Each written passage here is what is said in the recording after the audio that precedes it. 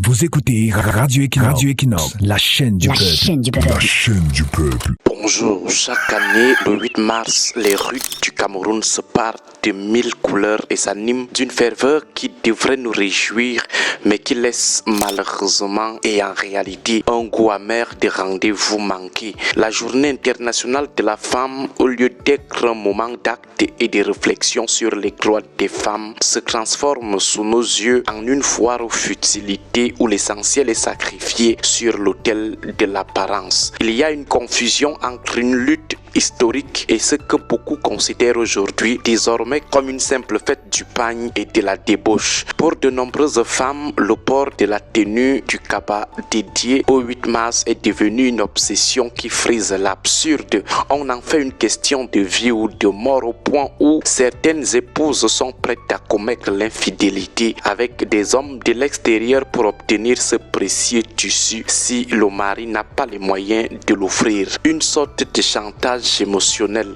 Le spectacle ne s'arrête pas aux vêtements car cette journée est devenue pour beaucoup une parenthèse libertine où tout semble permis. On observe une sorte de licence à l'obscénité dans les lieux publics avec des paroles chargées de luxure et des agissements qui portent la marque de la vulgarité la plus absolue. C'est comme si la journée internationale de la femme était devenue la journée de la prostitution de la femme ou une occasion de s'autoriser toutes les déchéances morales sous prétexte d'émancipation. À cette dérive comportementale s'ajoute l'instrumentalisation politique flagrante de cette journée. Les épouses des élites de l'ordre de 82 utilisent ces moments pour organiser des parades où les femmes se bousculent pour magnifier ces petites reines et ces petites princesses d'un jour. Ces mises en scène politiciennes ne servent qu'à asseoir des égos et des rangs sociaux que ces dames ne méritent souvent pas, alors que les vrais problèmes des Camerounaises restent tapis dans l'ombre. Pourtant, l'histoire nous rappelle que cette journée n'est pas née dans les bars ou dans les ateliers de couture. Ses racines plongent dans les manifestations ouvrières du début du XXe siècle, notamment en 1909 aux États-Unis et surtout en 1910 lors de la conférence internationale des femmes socialistes où Clara Zetkin a proposé de créer une journée annuelle pour revendiquer le droit de vote et de meilleures conditions de travail pour les femmes.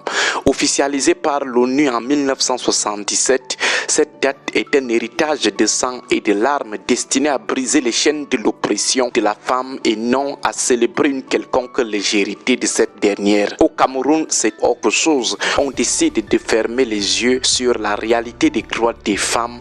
On refuse d'occuper l'espace de la discussion sur la question des genres.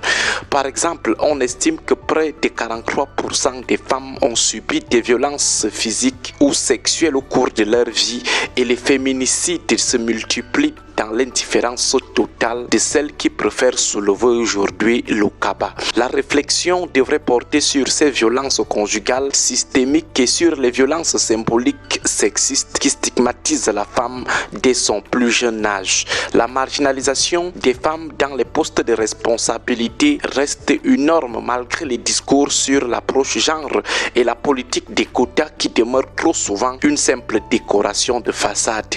Voilà les problématiques que nos femmes devraient normalement aborder le 8 mars. Il y a également le cadre juridique qui semble ne pas être favorable à la femme, qui porte les stigmates d'une injustice profonde avec un code civil qui punit sévèrement l'infidélité de la femme tout en restant d'une complaisance révoltante face à celle de l'homme. Que dire de l'exclusion ignoble des femmes du partage de l'héritage des parents au sein de nombreuses familles camerounaises sous prétexte qu'elles doivent aller en mariage? On les prive de terres et d'immeubles laissés par leurs parents au profit exclusif des hommes, ce qui constitue une spoliation injustifiable. On ne peut pas exclure un enfant du partage de l'héritage familial parce que cet enfant serait une femme. Au lieu de se déhancher dans des tenues de parade, les femmes devraient porter leur regard sur ces questions, s'unir pour exiger la protection de la jeune fille et la fin de ces traditions rétrogrades qui maintiennent la femme dans la précarité, qui relèguent la femme au second plan ou qui font de la femme l'esclave de l'homme. Le 8 mars ne doit pas être une journée d'exhibition chosifiante de la femme, mais un moment de réflexion et de manifestation d'actes allant dans le sens du respect des droits et de la dignité de la femme. La femme mérite mieux le 8 mars ou le 8 mars devrait être une journée assez profonde pour la femme. Agréable semaine à tous. Que Dieu et nos ancêtres continuent de veiller sur notre nation.